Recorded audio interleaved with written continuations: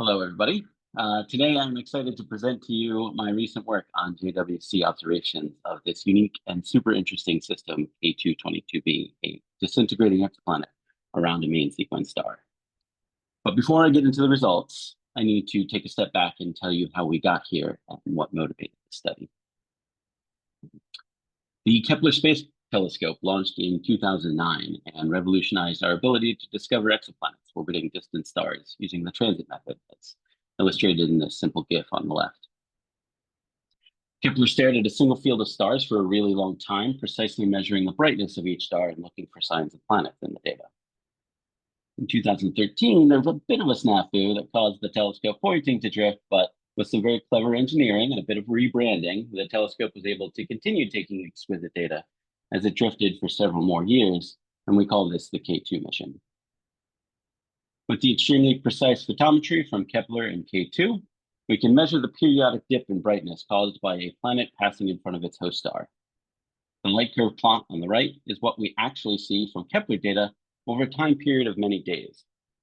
The brightness of the star is normalized to 1, and the long vertical tendrils dropping down below that baseline in periodic fashion are each transit. And when we zoom in on a single transit, it looks something like this. Don't worry too much about the numbers. This is actually data from a different star, but I'm using it to illustrate the general idea of what we expect to see from the light curve of a pretty typical, well-behaved transiting planetary system. Periodic dips in brightness to about the same depth each time with a classic U-shaped transit. With that in mind, this is the light curve from K2-22b, the unique system I have been studying. And you can start to see why it is so interesting. As the name suggests, K2-22b is a transiting object found in the data from the K2 mission. Using the light curve software package in Python, it's relatively straightforward to download the data and reproduce the light curve for K2-22b, but what I'm showing here is just a snippet of the 80-ish day time series for this object as published in the 2015 discovery paper by Sanjay et al. As you can see, the transit depth varies significantly from transit to transit and stands in stark contrast to the typical light curves we see for most other transiting systems. The depths go from 0 to about 1.3% every 9 hours, as indicated by the vertical teal lines at the top of the plot. The period is regular, and there are enough transits to claim they all belong to the same object or phenomenon. But the transits do occasionally go to 0 sometimes, getting lost in the precision of the instrument. And this indicates that the transits we are seeing cannot be caused by a solid body, or at least any solid transiting body is so small that its dimming effect gets lost in the noise. So, the transits must be caused by something periodic, but more ephemeral than a solid body. When you phase fold all of the transits and combine them into an average transit shape, it shows an asymmetric shape with pre- and post-transit bumps in flux. All of these pieces of evidence align neatly with the disintegrating planet hypothesis that I will outline for you in a minute. K2-22b is actually the last of 3 disintegrating exoplanets found in the Kepler and K2 data, and the only one found in K2. The previous 2 disintegrating planets discovered with Kepler and are K1255b, aka Kepler 1520b, and KOI-2700b, which also has a kick number, but no one uses either because it's the least interesting of these 3 targets. For comparison, the light curve of K1255b also shows variable transit depth with an unusual average transit shape. This was actually the first of these systems to be discovered and classified by Rappaport et al. In 2012. The K2-22b is a slightly brighter target, despite having a somewhat cooler star. It also has a shorter orbital period, offering up nearly double the observing opportunities over a given amount of time. For those reasons and others, we focused our efforts on K2-22b. Kepler found dozens of ultra-short period planets, or USPs, orbiting their host star with periods of less than a day. But only these 3 have been identified as exhibiting the characteristics indicative of the unique subclass of USPs, disintegrating exoplanets, or catastrophically evaporating exoplanets, if you like. To further test the disintegrating planet hypothesis as a plausible explanation for K2-22b, the authors of the discovery paper ran several simulations. This figure shows the simulation they came up with that best describes the data. This suggests that there is a very small planet, too small to see in the transit, about 3 stellar radii away from its host star, creating clouds of dust that produce the transits we see in the light curve, with extended tails that both trail and lead the planet in its orbit. So, when modeled this way, attenuation from the thicker dust cloud around the planet, combined with forward scattering from the thinner tails, can reproduce an accurate overall model of the unique average transit shape. Since the discovery, a lot of theoretical work has gone into explaining how this all works for this and the other disintegrating exoplanets, as well as additional supporting observations. And the basic model for what we think is happening goes like this. The planet is so close to its host star that the equilibrium temperature, around 2100 Kelvin, is enough to melt solid rock. So, the surface of the planet at the substellar point has likely formed a large pool of magma, deep enough to convect with interior layers. The mixed surface material sublimates off the surface, lifting out into space, where it cools enough to condense into tiny dust particles and form a dusty cloud around the planet. As more and more material condenses out, the opacity of the transiting dust cloud goes up, and the surface of the planet gets shielded from incoming stellar radiation, enough to cool the surface and temporarily suppress further sublimation. The cloud quickly gets blown out into a trailing tail, re-exposing the surface and beginning the vaporization process anew. Interestingly, for this target, some of the outflowing material is able to survive radiation pressure long enough to enter into a closer in orbit and proceed into a leading tail as well. And all of this happens in a very chaotic and dynamic way that leads to stochastic variability over a 9-hour orbit. Altogether, this outlines the general idea for how we went from a variable transit light curve to the basic disintegrating planet model summarized in this beautiful NASA illustration for the similar object, K2-22b. Hopefully someday, K2-22b will get similar graphical treatment. These disintegrating planet targets have been followed up with ground-based optical since their discovery. But if the disintegrating planet model is accurate, then there should be some significant and really telling features in a mid-infrared spectrum. And now, in the era of JWST, we can go beyond photometry. Now we have the perfect observatory to do spectroscopy on these objects. So I led a team to observe K2-22b with a MIRI instrument on JWST to get mid-infrared transmission spectroscopy of the transiting dust cloud. By precisely measuring the spectrum, we were aiming to identify the constituent compounds condensing out of the sublimated surface material that in turn could be indicative of interior planetary layers. Planning observations for something so highly variable that has the potential to not show up at all can be tricky. So naturally, we turned to statistics. Given the 80-ish day observation and the 9-hour orbital period, the K2 light curve provides the greatest sample of transit depths.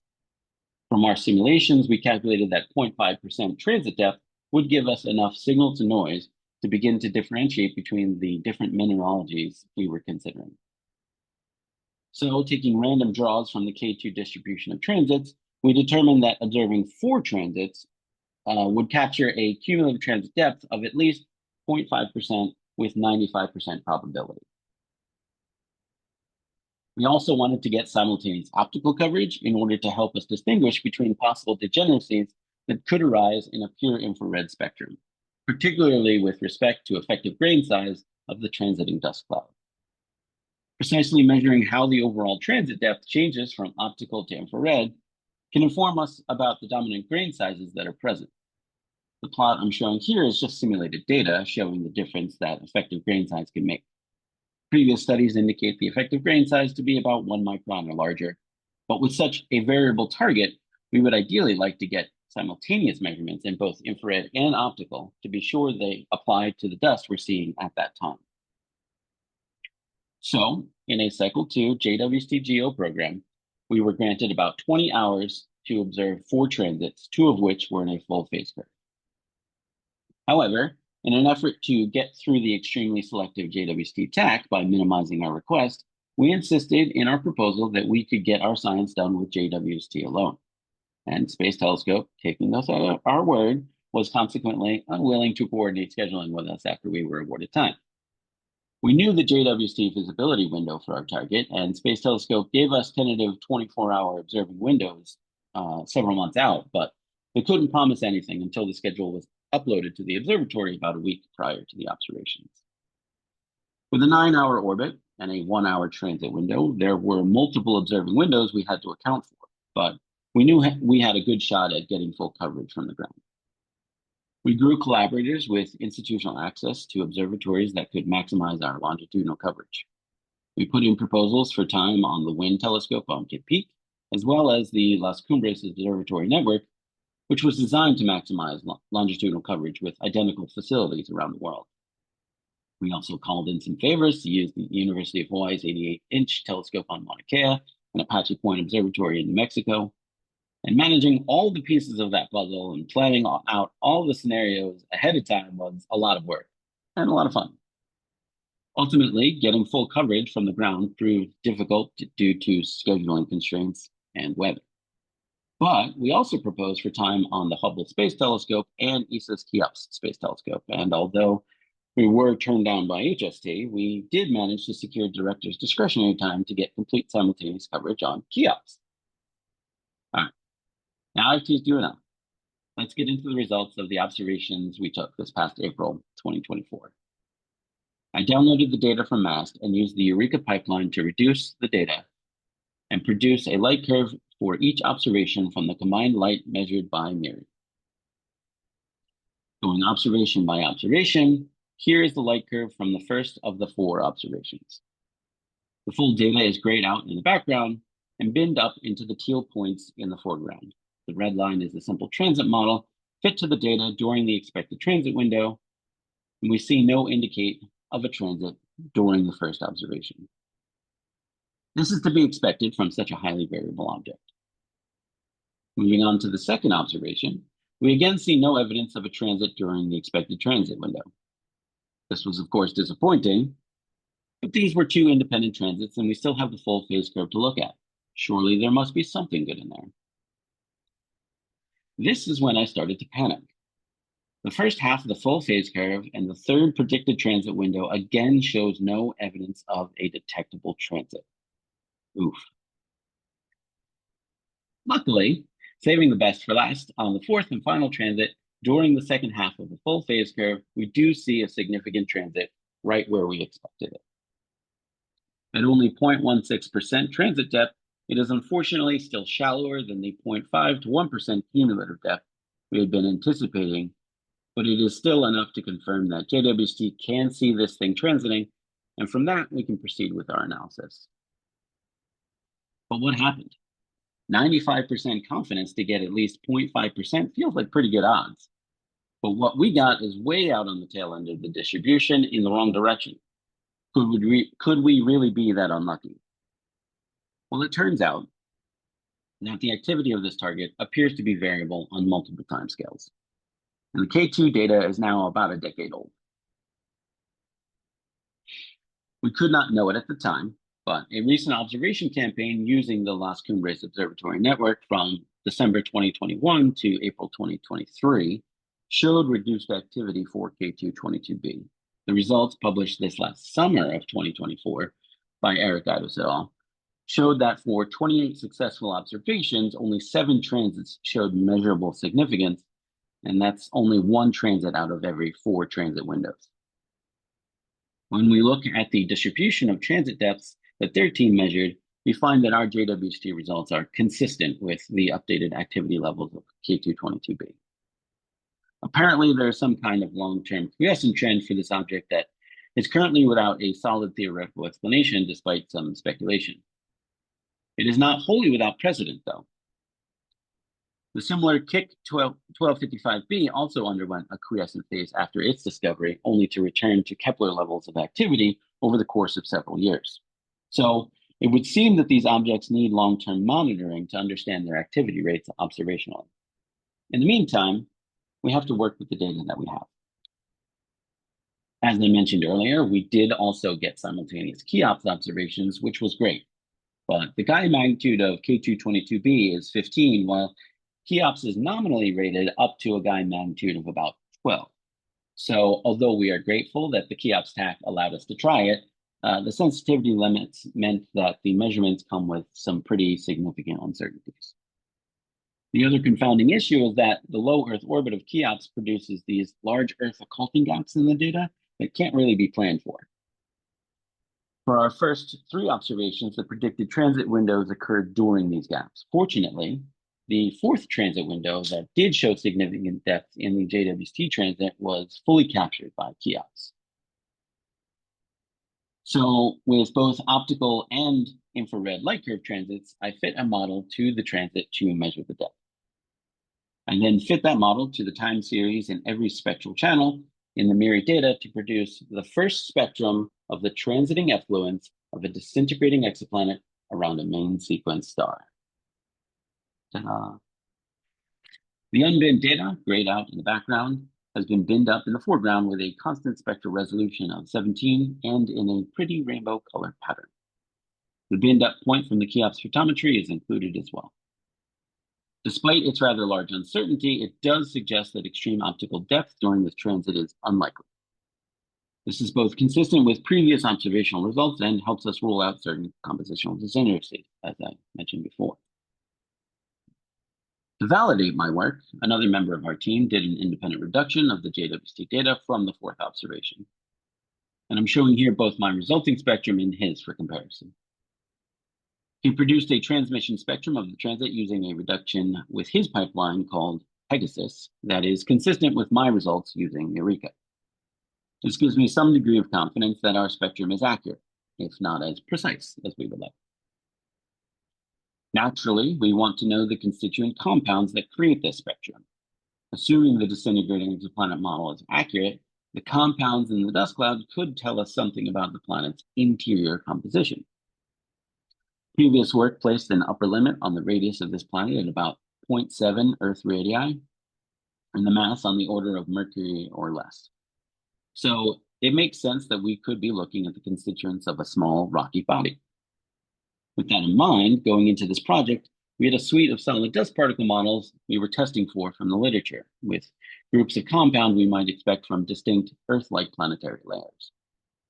We started with a broadly representative set of compounds, and using scattering theory and laboratory-derived optical constants for these materials, we determined the opacities for each compound with a grain size distribution of varying effective grain sizes. The opacities for each compound I'm showing here are for an effective grain size of 1 micron, which appears broadly consistent with both our data here and previous studies. There are lots of ways to play with these opacities to tease out subtle differences in grain size distribution, crystal morphology, and speciation. Most of the interesting features differentiating many of these possibilities are expected to show up at the longer wavelengths.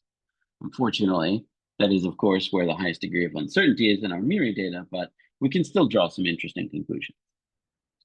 First, we think these data are not consistent with an iron-dominated flat spectrum from a bare core. There is likely still meat left on the bone, so to speak. Mantle mineralogy is a bit more difficult to disentangle, and this is just a small subset of plausible mineral opacities showing how subtle these differences can be. Previous studies modeling the dynamical outflow to match the transit shape in the optical light curve suggested the presence of some magnesium iron silicates like olivine and pyroxene. While we are not ready to quantify that, we can say our data is at least broadly consistent with such peridotite silicates. As I said earlier, most of the interesting differences happen north of about 8 microns, where our uncertainties get rather large. But the keen-eyed among you may have noticed that I have not yet said anything about the most prominent feature, which also doesn't line up with any of the models we were anticipating. At about 5 microns, we see a sharp feature going from significant transparency to opacity, and none of our solid mineralogy models can account for this. So what is it? Given the disintegrating rock model we have assumed, the most likely explanation would be some kind of rock vapor. The models I'm showing you now come from the DACE database, assuming a very high temperature and low pressure. These are some of the gas species we looked at that we associate with vaporized rock. The most plausible of which is MgO, magnesium oxide, and SiO, silicon oxide. This, according to the literature, intuitively makes sense with vaporized convective mantle material, which we expect to be some combination of iron, magnesium, silicon, and oxygen. But the models for these gases don't seem to fit the data. SiO has long wavelength harmonics that even our large uncertainties disfavor, and MgO has extreme optical opacity. Both of these also don't quite line up with the data, being somewhat offset in wavelength with the features we see. So we expanded our search to look for other plausible gas species that we might associate with a small planetary body, and in so doing, we included typical ice vapor models. To make a long story short, we think these short wavelength features are consistent with CO2, carbon dioxide, and NO, nitric oxide, as shown here. What does this mean? How could this disintegrating planet be an ice ball? While it's difficult to say for sure, there are a number of plausible scenarios that the theorists on my team have been considering. It's important to note that I am not making any definitive claims at this time, but taking these results at face value, it seems likely that this planet formed very far from its star and migrated into its present location through gravitational interactions. This is a binary star system, albeit relatively widely separated at about 500 AU. So I like to joke that maybe they are hurling snowballs at each other. More seriously, though, regardless of its composition, the tight orbit of this object seems plausibly explained by invoking some kind of migration pathway. And so it doesn't seem like a stretch to imagine that this thing migrated in from beyond the snow line, where it may have formed as a dirty snowball of rock and ice. But again, that is all just speculation at this point. In summary, we have produced the first mid-infrared spectrum of a disintegrating exoplanet around a main sequence star using JWST. We think that the spectrum is inconsistent with a bare core of iron, and we are likely seeing a combination of solid dust grain and gas opacity features in the data.